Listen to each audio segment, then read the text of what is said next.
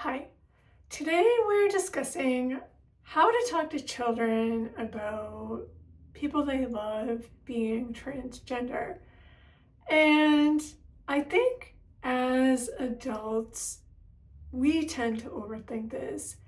And I believe the reason that is because when we learned that somebody we know or loved is transgender, it was such a shock to us and something that we may have struggled with ourselves, that we believe that when our children or a child in our lives is going to learn that maybe their aunt or their cousin or a trusted loved one, maybe it's a brother or sister, is transgender, that they are going to react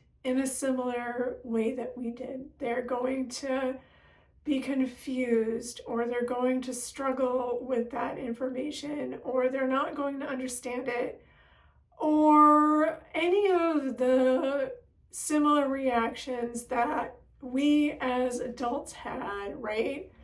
So we tend to overthink how we are going to tell children. What are we going to say? What words are we going to use to tell them? What is the best way or the best time, or a million other what questions that run through our heads. And I think what we forget is that kids are really smart, and kids are very perceptive, and they pick up on things very easily, and usually a lot faster than we give them credit for. And there is a good chance that the children in your lives already know that the person that you are going to tell them about is transgender before you even tell them. They may have overheard bits and pieces of conversations that you have had, even though you've tried to have them out of earshot or away from your kids, or they have already picked up on the cues from the person who is transgender long before you ever did. And they filed that information away in the back of their head, and they were just like, all right, whatever. So that's something to think about. But when it comes to talking to kids about people in their lives being transgender, what you want to do is you want to use simple language, and you want to frame it in a way that is appropriate for the age of the child that you're talking to. And so on that same line of thinking, you also don't want to give your child, or it could be that your sister-in-law or your brother asked you to do the talking to their child on their behalf. You don't want to give more information than you have to. Don't answer questions that aren't being asked, essentially. So give only the information that you need to give until questions are asked that need to be answered. So what do you need to say to the child? You can just say, Uncle Joe didn't,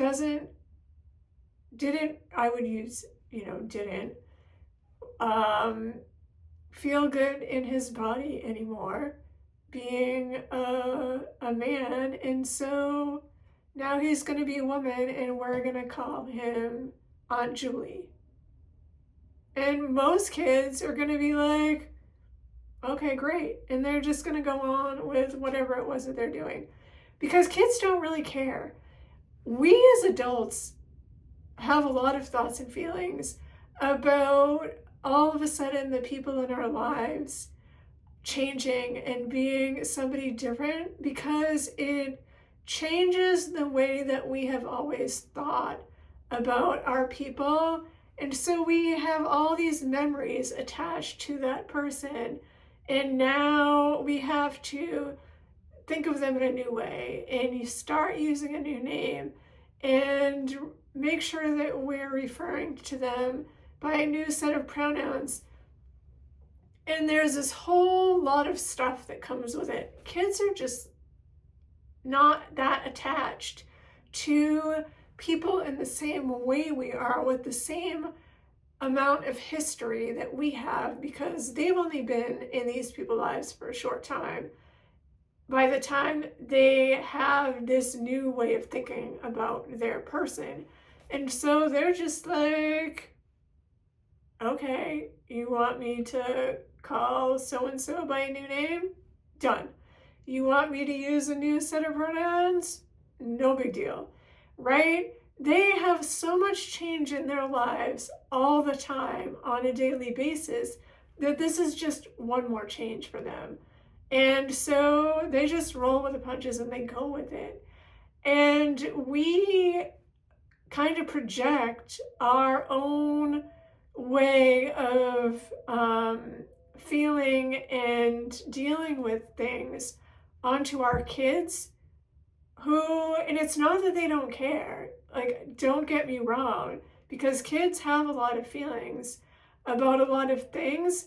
It's just that they are more resilient and they are more adaptable to change, because their brains are still very malleable and flexible, whereas adults, we are very rigid, and our ability to adapt to change basically has stopped a long time ago, once we went through puberty and began to become, solid adults. So I just thought I would pop on here and talk about that a little bit today, because how to talk to kids about being transgender is the literal number one thing that leads people to me and to my website. And it's something that people are struggling with and they're wondering about, and they are just unsure of what the right thing is to do and how to move forward with that. And the simplest answer is don't overthink it. Don't make it any harder than it has to be, and use really simple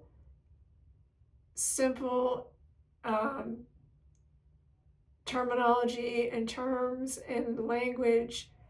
There are great books out there that can help you to have conversations with your kids about people being transgender.